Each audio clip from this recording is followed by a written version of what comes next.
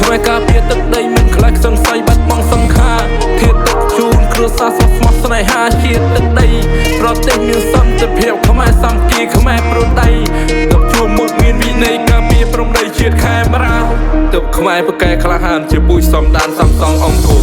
ជាជនមានចិត្តស្មោះសរមិនចេះជ្រៀតពៀនចង់បានរបស់គេ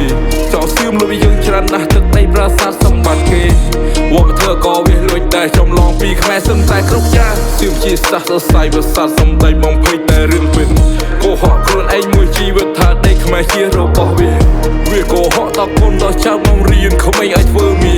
ខំសំបាខ្មែរគ្រប់វេលាទាំងខ្លួនវាលួចដីខ្មែរសោះថ្ងៃ24ខែកក្កដាវាចង់ឲ្យយើងបែកសើខ្មែរហើយយើងមានស្ទាក់ស្ទើបើវាប្រហែលចង់លួចដីយើងមិនចង់ទៅសារសត្រូវស៊ឺពូជគឺសៀមថៃបើយើងចង់ការពារទឹកដីពួកយើងត្រូវតែសាមគ្គីគ្នាកើតមកជាខ្មែរការពារទឹកដីមិនខ្លាចសង្ស័យបាត់បង់សង្ខារធាតុទឹកជូនគ្រួសារស្មោះស្នេហាជាតិទឹកដីប្រទេសមានសន្តិភាពខ្មែរសាមគ្គីខ្មែរប្រដៃទឹកជួមមុខមានវិន័យការពារព្រំដីជាតិខេមរាមុំបានទេសូថាលេខទឹកផងដើរមើលផងប្រយ័ត្នកំពើស៊ីបាត់ហើយបននេះសូមផ្ញើទៅពីអាចជាពិសេស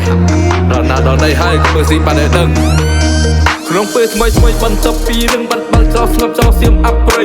ជុំលុះនៅមុំបីចង់បានប្រាសាទនឹងទឹកដីខ្មែរវាហ៊ានប្រឡែងប្រជាជនវាចូលមកយកដីខ្មែរ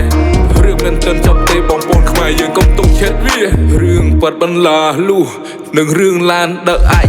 វាបដូរវាផ្ដាច់វាបដូរអាចគ្រាស៊ីពួកអាងប់នឹងចរឹងថោគ្មានពីរចង់បានតែដីខ្មែរស្អីក៏វាហ៊ានធ្វើរឿងបាត់បន្លាលុះនឹងរឿងឡានដើអាចវាបដូរវាផ្ដាច់វាបដូរអាចគ្រាស៊ីពួកអាងប់នឹងចរឹងថោគ្មានពីរ